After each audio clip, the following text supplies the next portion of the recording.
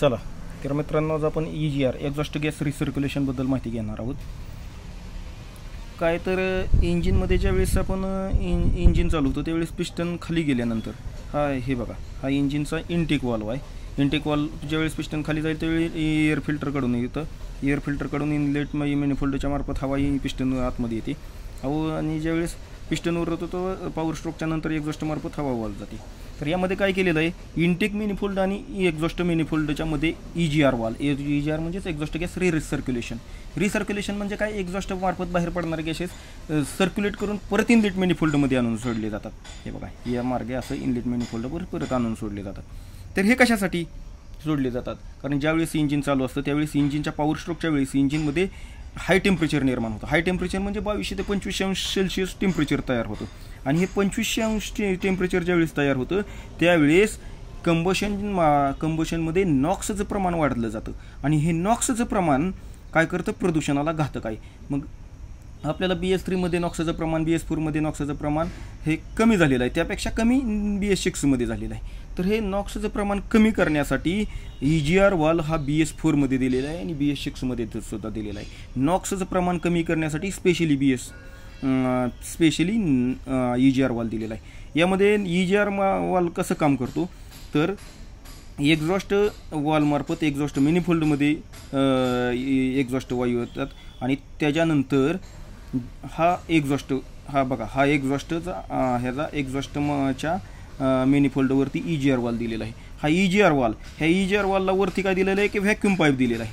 काय, ज्यावेळेस ज्यावेळेस इंजिनचं टेम्परेचर जास्त वाढतं आणि एक्झॉस्ट गॅसेसमध्ये नॉक्सचं प्रमाण जास्त आहे असं ECUला समजतं, त्यावेळेस ECU हा व्हॅक्यूम पाईपमधून व्हॅक्यूम तयार करतं, ज्या व्हॅक्यूममुळे हा EGR वाल वर उचलला जातो. EGR वाल ज्यावेळेस वर उचलला जातो त्यावेळेस ह्या एक्झॉस्ट मॅनिफोल्डमधले एक्झॉस्ट गॅस या EGR वालमध्ये आत येतात आणि त्यानंतर हे इनलेट मॅनिफोल्डमध्ये आणून सोडले जातात. इनलेट मॅनिफोल्डमधून हे इनलेट वाल्वमध्ये पिस्टनवर येतात. हे पिस्टनवर आल्यानंतर काय होतं, हे एक्झॉस्टचं टेम्परेचर हे किती असतं, तर जास्त असतं, परंतु किती, कंबशन चेंबरच्या तुलनेत कमी असतं. कमी म्हणजे ह्या एक्झॉस्ट गॅसेसमध्ये CO2 असतो. हा CO2 काय करतो, इथं आल्यानंतर ह्या पिस्टनवरील जे टेम्परेचर आहे 2200 ते 2500 सेल्सिअस, हे टेम्परेचर कमी करण्याचं काम ह्या CO2 एक्झॉस्ट गॅसेसमधील CO2मुळे केले जातं. ज्यामुळे हे CO2 जे टेम्परेचरचं प्रमाण कमी केलं ते नॉक्सचं प्रमाण आपोआप कमी होतं. त्याच्यामुळे परत ही एक्झॉस्ट गॅसेसमध्ये टेम्परेचर जात नाही. आलं का लक्षात. मग त्याच्यानंतर परत हा गॅस जातो बाहेर आणि हा परत एक्झॉस्ट मार्फत बाहेर जातो. परत ज्यावेळेस ECUला वाटतंय की बाबा ह्याच्यात इथं नॉक्सचं प्रमाण वाढायला लागलंय, नॉक्सचं प्रमाण वाढायला लागलं म्हणजे एक्झॉस्ट मॅनिफोल्डवर एक नॉक्स सेन्सर दिलेला आहे. जर नॉक्सचं प्रमाण वाढतंय म्हणलं तर परत EGR वाल ओपन होतो. EGR वाल ओपन झाला, ह्या EGR कसा ओपन जातो, तर हा ECM आहे, ECU किंवा ECM हा ह्या व्हॅक्यूम सेन्सरला देऊन व्हॅक्यूममधून व्हॅक्यूमवर घेतला. व्हॅक्यूम वर गेलं की ही स्प्रिंग दबून हा वाल वर उचलला जातो. वर उचलला गेला की परत ह्याच्यातून एक्झॉस्ट गॅसेस इनलेट मॅनिफोल्डमधून इनलेट वाल आणि इनलेट वॉलमध्ये पिस्टनच्या डोक्यावर आणून सोडले जातात. ज्यामुळे नंतर पिस्टन TDCला येताना पॉवर स्ट्रोकच्या वेळेस जे 2500 ते 2500 टेम्परेचर तयार होतं ते टेम्परेचर कमी केलं जातं एक्झॉस्ट गॅसेसमधील CO2मुळे. जर हे कमी झालं तर नॉक्सचं प्रमाण आपोआप कमी होतं. हे नॉक्सचं प्रमाण कमी झालं की मग नंतर इथं नॉक्सचं प्रमाण कमी होतं.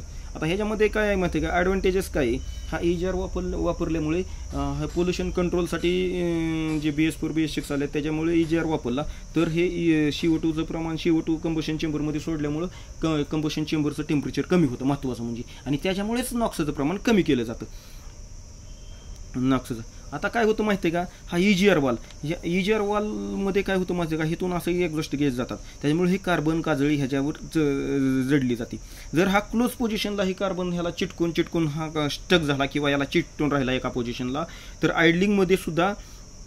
आयडलिंगमध्ये किंवा मग हिथून एक्झॉस्ट गॅसेसचं प्रमाण इकडे जाणार नाही, त्याच्यामुळे टेम्परेचर कमी होणार नाही आणि नॉक्सचं प्रमाण वाढत राहील.